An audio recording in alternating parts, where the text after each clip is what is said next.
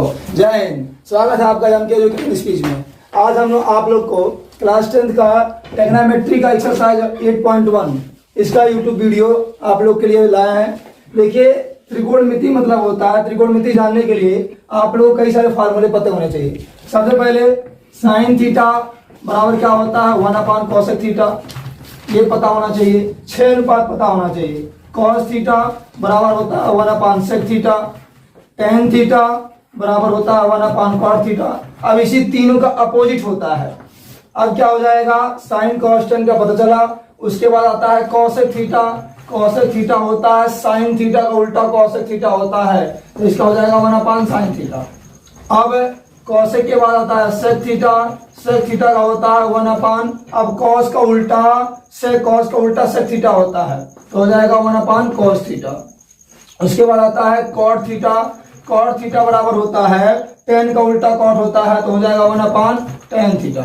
ये 6 फार्मूले आपको पता होना चाहिए ट्रिग्नोमेट्री का सवाल लगाने के लिए। जब तक ये 6 अनुपात नहीं पता रहेंगे, साइन थीटा क्या होता है, कॉस थीटा क्या होता है, टेन थीटा क्या होता है, कॉसेक थीटा क्या होता है, सेक थीटा क्या होता है, कॉट थीटा क्या होता है, तब तक आप ट्रिग्नोमेट्री नहीं लगा पाएंगे।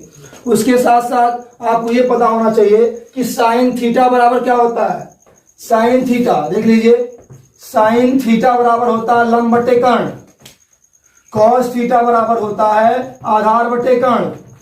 टेन थीटा बराबर होता है लंब बटे आधार। इसी का 6 का अनुपात। साइन का उल्टा क्या होता है कॉसेक थीटा, तो कॉसेक क्या हो जाएगा कर्ण बटे लंब। कॉस थीटा होता है आधार बटे कर्ण इसका, तो कॉस थीटा का उल्टा क्या हो जाता है सेक थीटा। सेक थीटा होता है कर्ण बटे आधार। टेन थीटा का उल्टा होता है कॉट थीटा, तो टेन थीटा बराबर होता है लंब बटे आधार, तो कॉट थीटा हो जाएगा आधार बटे लंब। फिर भी इसको बता दिया जा रहा है, तो 6 का 3 का अपोजिट कर देंगे, वह 6 बन जाएगा। तो ट्रिग्नोमेट्री का सवाल, त्रिकोणमिति का सवाल लगाने के लिए आपको 6 फार्मूले पते होने चाहिए। अगर ये 6 फार्मूले पते हैं तो आप आसानी से सवाल को हल कर सकते हो। अब बात आती है लंब क्या होता है, कर्ण क्या होता है, आधार क्या होता है। तो हम क्या करेंगे, लंब आधार कर्ण जानने के लिए हम लोग इसको सॉल्व करेंगे। तो देखते हैं, अब इसको हम मिटाते हैं, सूत्र को देख लीजिए, अगर नहीं आया तो कहीं लिख लीजिए। अब इसको हम लंब किसे कहते हैं, आधार किसे कहते हैं, कर्ण किसे कहते हैं, वही बता दे रहे हैं। देखिएगा, अब देखिए, अगर हम यहाँ एक त्रिभुज बनाते हैं, ये बी समकोण है, ए है, सी है, ए बी सी।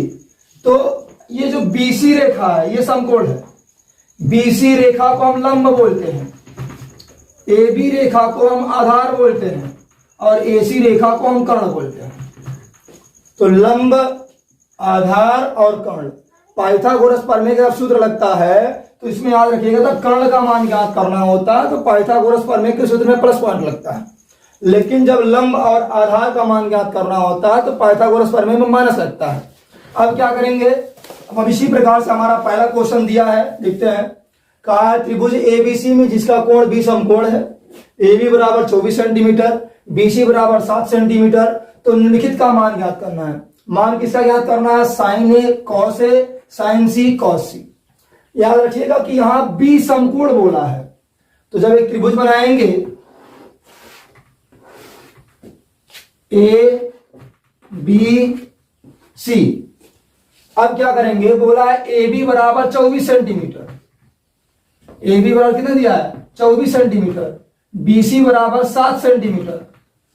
अब क्या करना है, ये 24 सेंटीमीटर है और ये 7 सेंटीमीटर है, ये 7 सेंटीमीटर है और ये 24 सेंटीमीटर है। यानी कि लंब का भी मान पता है, आधार का मान पता है, कर्ण का मान हमको नहीं पता है, तो कर्ण का मान हम ज्ञात कर लेते हैं पाइथागोरस प्रमेय से। आप लोग पाइथागोरस प्रमेय का सूत्र जानते हैं,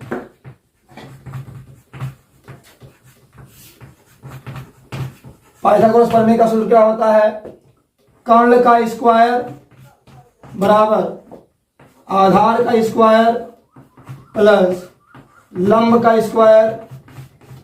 कर्ण हमको नहीं पता था, कर्ण कितना दिया है एसी, तो एसी का स्क्वायर बराबर आधार कितना दिया था 7, 7 का स्क्वायर प्लस लंब कितना दिया था 24, 24 का स्क्वायर। अब क्या करेंगे, एसी का स्क्वायर बराबर 7 के गुणा 7 में करेंगे 49, और 24 से गुणा 24 में करके देख लीजिए कितना आता है, 4 चौक को 16, 6, 4 दूना 8, 1 9, 2 चौक को 8, 2 दूना 4, 6 9 8 17 4 1 5 576 आएगा। अब क्या करेंगे, AC स्क्वायर बराबर 49 और 576 को जोड़ लीजिए। 9 6 15 7 4 11 12 5 1 6 हो जाएगा 625। अब आ जाएगा 625। जब यहां से स्क्वायर हटेगा तो इसमें क्या लगेगा, करनी लगेगी। AC बराबर हो जाएगा करनी में 625। अब 625 का वर्गमूल कितना होता है, 25 होता है। तो AC का मान कितना निकल जाएगा, 25 निकल जाएगा। हम लोग AC का मान कितना पा गए, 25। अब ध्यान से देखिएगा, AC का मान 25 तो निकला, लेकिन इसके साथ साथ हमको sine A cos A sine C cos C का मान ज्ञात करना है।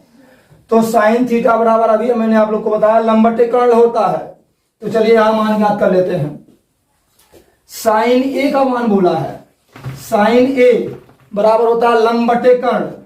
लेकिन एक बात याद रखिए, A यहां है, A के लिए लंब ये नहीं रहेगा, A के लिए लंब इसको माना जाता है। तो साइन A यानी कि लंबटे कर्ण, तो A के लिए लंब ये हो जाएगा, और कर्ण तो कभी बदलता नहीं है। साइन A के लिए लंब इसको माना जाता है, तो लंब कितना 7, और कर्ण कभी नहीं बदलता 25। 7 बटे 25 साइन A का मान निकल गया। अब आते हैं कॉस A बोला है, A कॉस A बराबर होता है आधार बटे कर्ण। आधार कितना है हमारा, A के लिए आधार कितना रहेगा, ये A के लिए आधार इसको माना जाता है, तो आधार कितना हो जाएगा 24, और कर्ण हमारा कभी नहीं बदलता, हो जाएगा 25। दूसरा मान बोला है sine C cos C। Sine C ये पहला था, ये दूसरा था। साइन C के लिए हमारा लंब यही था, कर्ण यही था, आधार यही था। C के लिए जैसे इसको लंब बोलते हैं तो लंब ही रहेगा, आधार बोलते हैं आधार ही रहेगा, कर्ण बोलते हैं कर्ण ही रहेगा। तो साइन C यानी कि लंब बटे कर्ण, चाहे C रहे A से लेके Z तक कुछ भी रहे, लेकिन साइन थीटा बराबर लंब बटे कर्ण ही होता है। तो साइन C के लिए लंब कितना हो जाएगा 24, और कर्ण हमारा कभी नहीं बदलता है 25। उसके बाद बोला है कॉस C यानी कि होता आधार बटे कर्ण। आधार हमारा कितना है 7, और कर्ण कितना है 25। ये हमारा पहला क्वेश्चन सॉल्व हो गया। इस प्रकार से कोई भी क्वेश्चन अगर हम 8.1 ट्रिग्नोमेट्री क्लास 10 के त्रिकोणमिति में जितने भी चैप्टर, जितने भी क्वेश्चन है, हर एक क्वेश्चन को अच्छे भी से सॉल्व कराएंगे। कहीं से कोई दिक्कत होगा कमेंट बॉक्स में करके भेजिएगा। मिलते हैं नेक्स्ट वीडियो में, तब तक के लिए जय हिंद।